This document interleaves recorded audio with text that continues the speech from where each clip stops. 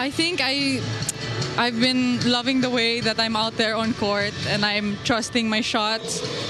And I have a great team to tell me that I can do it. For more than 100 years, one country was quietly told the same cruel thing. This game was never built for you. More than 112 million people carried that verdict around like a stone in the chest. And nobody ever said it out loud, because nobody had to. And then a girl from Pasig picked up a racket and decided she was going to make every last one of them wrong. The day the champion fell.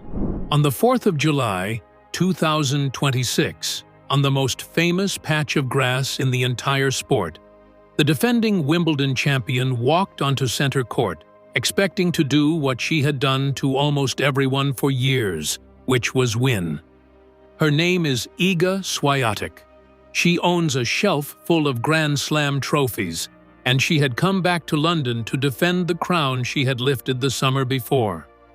Standing across the net from her was a 21-year-old from the Philippines, who, only a season earlier, most of the tennis world could not have picked out of a crowd if you had shown them a photograph. And by the time the afternoon was over, it was the champion who was walking off beaten, and it was the girl from Pasig who owned the loudest court in tennis. Alexandra Eala did not sneak into that tournament through some back door reserved for feel-good stories. She walked in as the 29th seed, which sounds like a small footnote until you understand what it actually means. In over 100 years of Wimbledon, in more than a century of that tournament being played, no player from the Philippines had ever once been seeded at a Grand Slam. Not a single one, not ever, not in any of the 4 majors. She was the first. She was the very first, and she did not play like someone grateful just to be invited. She played like someone who had been waiting her entire life for the chance to prove that the number next to her name was earned and not borrowed. Watch how the match actually went, and you will see the nerve underneath the fairy tale. She took that opening set against Swiatek in a tiebreak, and a tiebreak is where careers are made or quietly ended, because it is the moment your hands are supposed to shake, and your mind is supposed to remember exactly who you are playing. Hers did not shake. She held her nerve through a tiebreak that stretched out long enough to break most people. And the second she banked that first set, something in her posture changed. She stopped treating the defending champion like a legend and started treating her like an ordinary opponent who could be beaten, and she ran clean away with the second set. 6-2, hitting through Swiatek instead of hoping to survive her. When the final ball landed and the result became real, she brought both hands up to her face, and you could see an entire country pouring out of her all at once. Years of it, generations of it. She had just become the first Filipino in history to reach the second week of a Grand Slam, the first ever to get past that invisible wall that had stopped every countryman and countrywoman before her.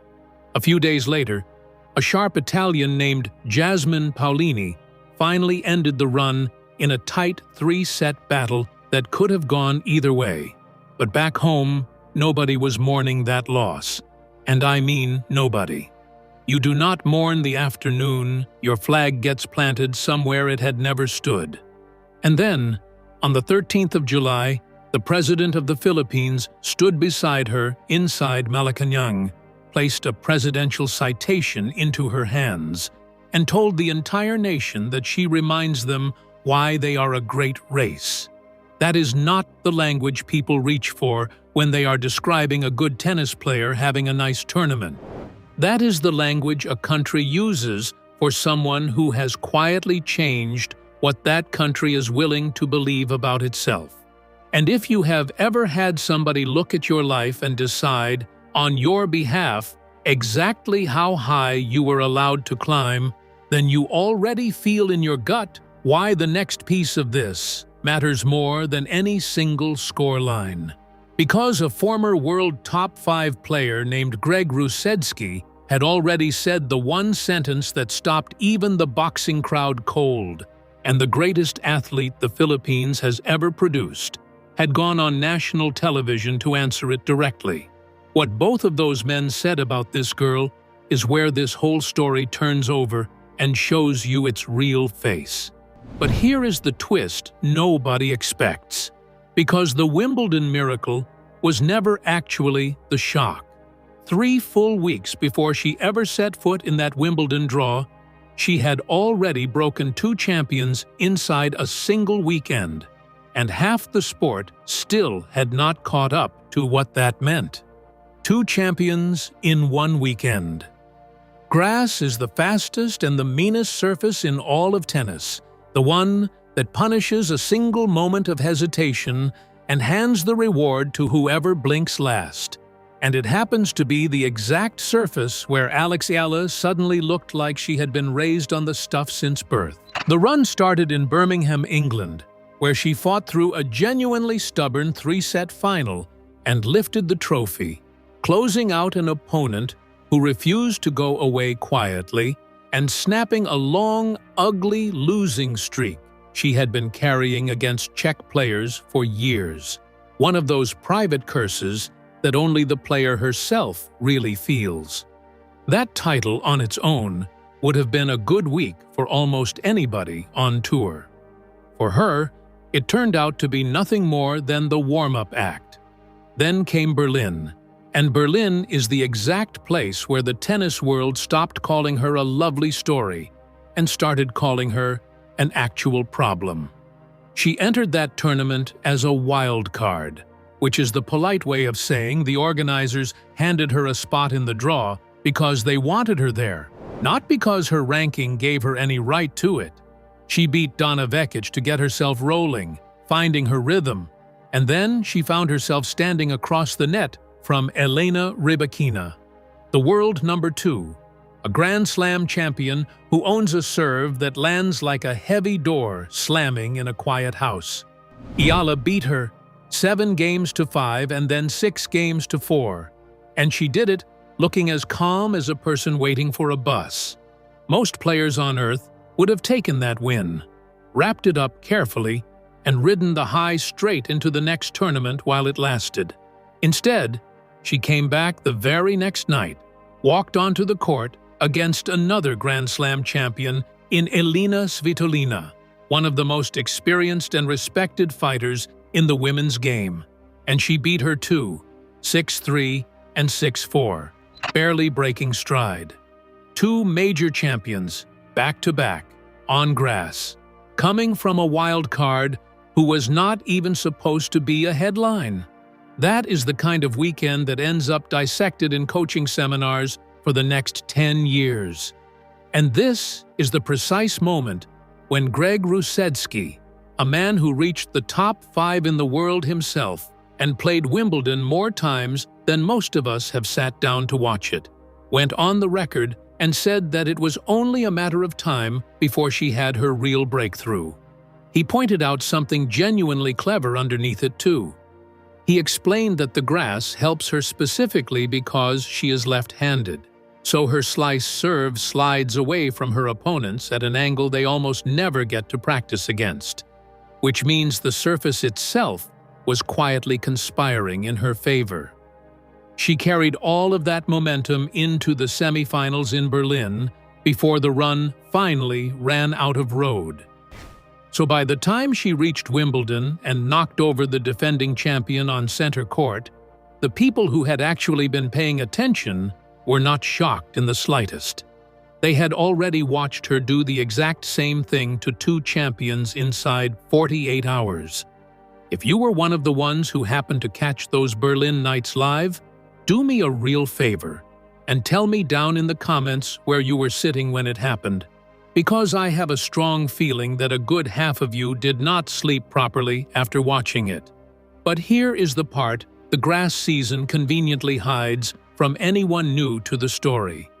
For the Philippines, none of this Berlin and Wimbledon business was the first time this girl reached into their chest and squeezed the air out of them. The very first earthquake had already come more than a full year earlier, on a hard court in Florida, at a moment when almost nobody outside those islands even knew how to pronounce her name correctly. Let's now rewind all the way back to the spring of 2025 to the Miami Open, which is one of the biggest and most prestigious tournaments in the entire calendar outside of the four majors themselves. The night a nation woke up. Eala walked into that event as a wild card ranked somewhere around 140th in the world. And if we are going to be brutally honest about where she genuinely stood at that point, she had won only a small handful of matches at that level in her whole career, and lost considerably more than a dozen. She was not supposed to survive the opening weekend. She was supposed to be a name the commentators mangled once, smiled about, and then forgot by the time the next match started.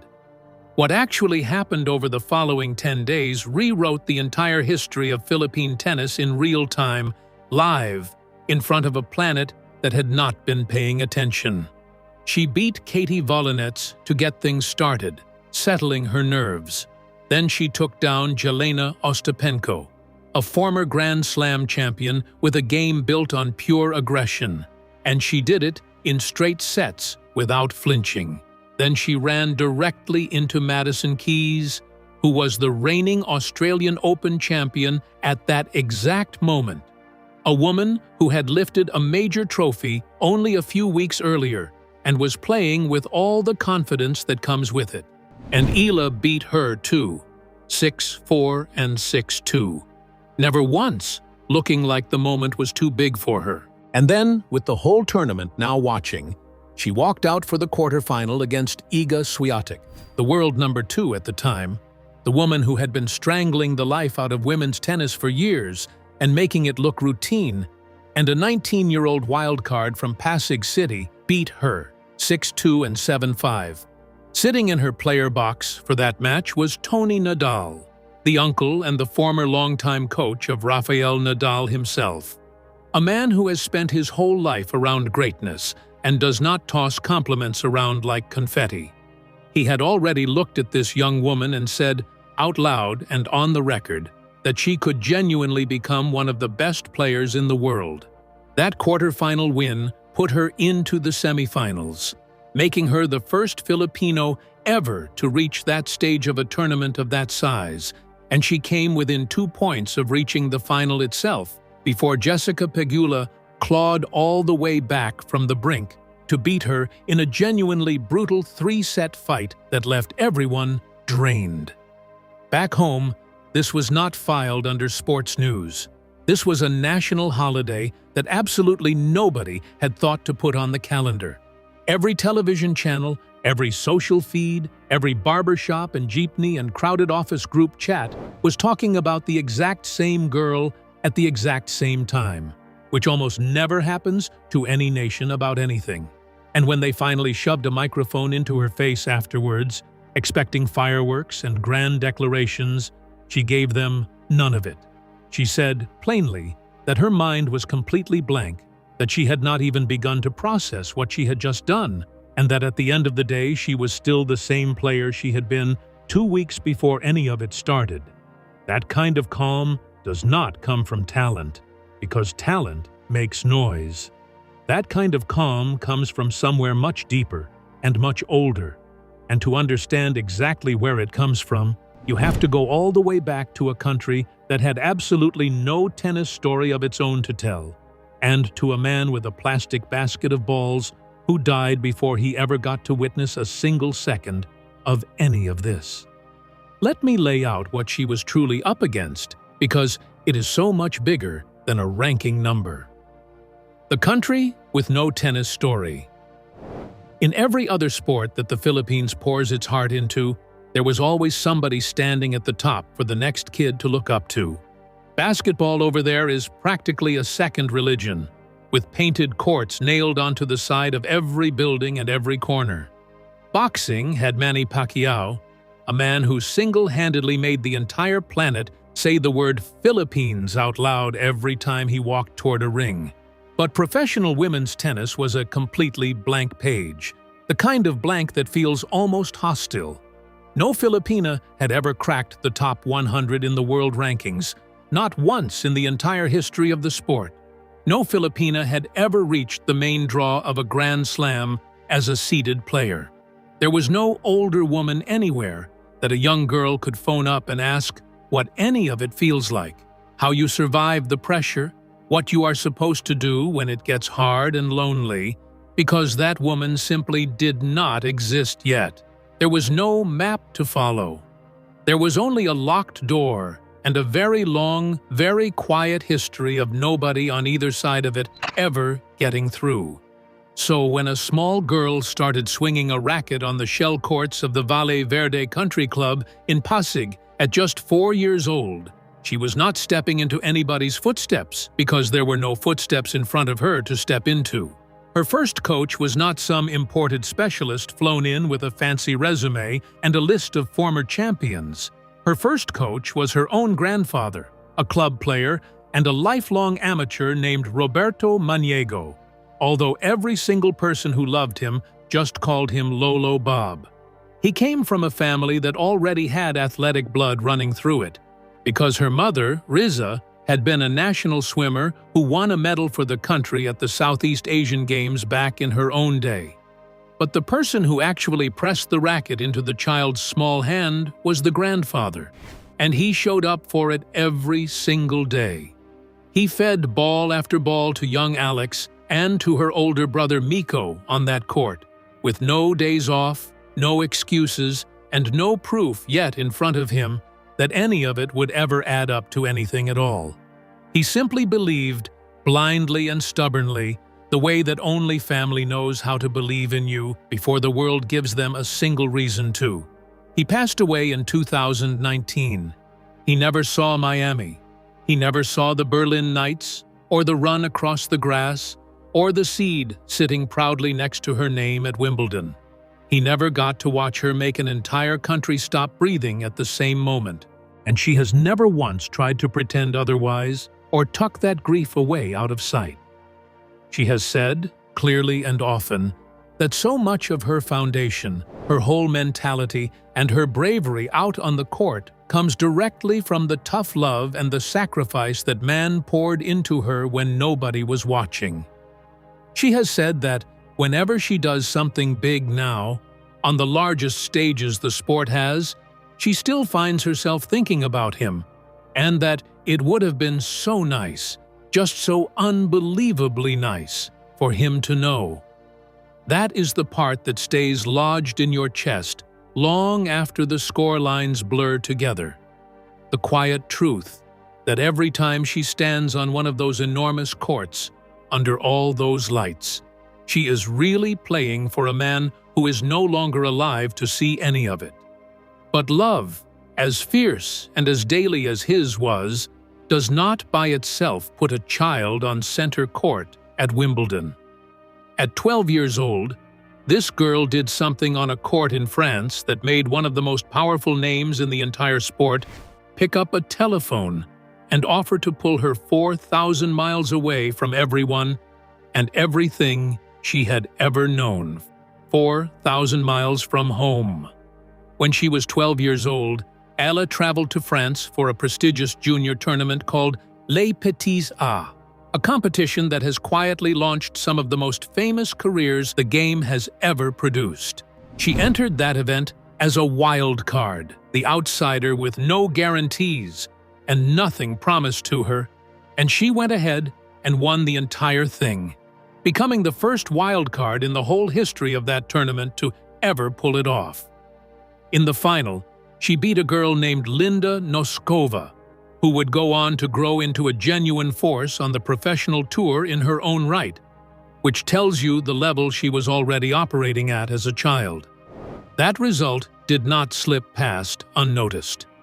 Someone from the Rafa Nadal Academy in Mallorca, Spain, one of the most elite tennis factories anywhere on the face of the earth, had been watching closely, and they came forward and offered her a full scholarship on the spot. She was 13 years old when she packed a bag and left. Think for a second about the size of that decision, because I want you to actually feel it. A 13-year-old girl walking away from her home, her language, her family, and the grandfather with the basket of balls, flying across the world to a country where she knew almost no one, with not a single Filipino tennis player who had ever walked that exact road ahead of her to call for advice. She could not phone anybody who had done it, because nobody had. She just got on the plane and went to find out what she was made of. She grew up inside that academy. She was coached by people like Daniel Gomez and Joan Bosch, mentors who are still in her corner today. And when she finally graduated, it was Rafael Nadal himself who handed her the diploma. Along the way, she stopped being a promising kid and started being a champion in her own right. She won a junior Grand Slam doubles title at the Australian Open, then another at Roland Garros, and then in 2022, she went to the US Open and won the girls' singles crown outright, without dropping a single set the entire tournament. And here is a detail that reads almost like a prophecy now. On her way to that title, she beat a young Russian girl named Mira Andreeva, who would grow up to become a French Open champion. Eala finished her junior career ranked number 2 in the world. The talent was never the question. Anyone with eyes could see the talent. The question was something nobody warns you about, which is that the leap from junior champion to the real professional tour is exactly where most prodigies quietly vanish forever, swallowed by opponents who are bigger, faster, and completely unbothered by your press clippings. And for a long, painful stretch, it genuinely looked like the tour was going to swallow her whole, right along with all the others. The losses nobody puts on a highlight reel. After that dizzying run in Miami, the whole world expected magic from her every single week. And that expectation is a special kind of poison. The reality that followed was ugly. Only weeks after she had beaten Iga Swiatek, she showed up in Rome for the Italian Open, and Marta Kostyuk took her apart on live television. Eala lost the entire first set without winning a single game, and in the second set, she managed to win just one. The cameras caught every second of it. The girl who had just conquered the world number 2 was being dismantled in under an hour in front of everyone, and the doubters who had been waiting in the shadows finally got their moment and started shouting the question they had been dying to ask, which was whether Miami had ever been real at all or just a lucky week. Then it got worse before it got better. She lost in the first round of the French Open. She lost in the first round of Wimbledon that same summer. The narrative practically wrote itself. The sad little story of a one-hit wonder from a country that does not do tennis. And here is what tells you exactly who she is. She did not hold a dramatic press conference promising revenge. She did not fire her coach or announce that she was reinventing her entire game or fall apart in public. She went back to work, quietly and stubbornly, the same way Lolo Bob had taught her. Feet on the ground, stay coachable, keep grinding. And slowly, the work started answering the doubters for her. At the US Open, she came from a set and a mountain of pressure down to beat Clara Tauson, winning a third-set tiebreak from deep in the hole, and in doing so, she became the first Filipino in the entire Open era to win a main draw match at a Grand Slam. A little later, she went to Guadalajara, dropped the opening set of the final badly, and then clawed her way back to win her first professional title. That refusal to break, that ability to lose ugly and come back the next morning like nothing happened, is not a side note to this story. It is the whole engine. It is the exact muscle that would later carry her past Rybakina, past Svitolina, and past the defending champion at Wimbledon.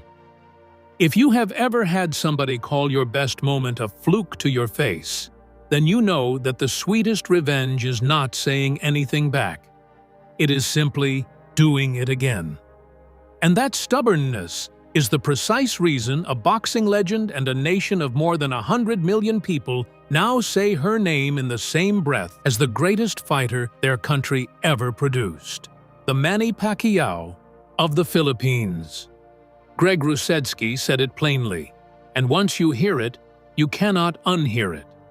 He said that Alex Eala is like the Manny Pacquiao of the Philippines, that Pacquiao is treated like a god over there because of his fighting career, and that the country is always so hungry for a new superstar to rally behind. Now understand what that comparison actually means, because it is not a tennis compliment. Nobody is saying her forehand looks like a left hook. What Rusetsky is saying is that this player has stopped being an athlete and become a national identity, the thing a whole country points to and says, "Look what one of us can do when the world swore we could not." And the man himself answered, Manny Pacquiao, the only 8-division world champion in the history of boxing, the greatest athlete the Philippines has ever produced, went on television and said that when he watched Eala play, he was so proud of her, that she was carrying the flag of the country, and that the Philippines needs more of exactly that. When the living legend of your nation stops what he is doing to tell everyone he is proud of you, you have already won something that no trophy hands out. What I love most is how she answered all of it, because she refused to let any of it swell her head.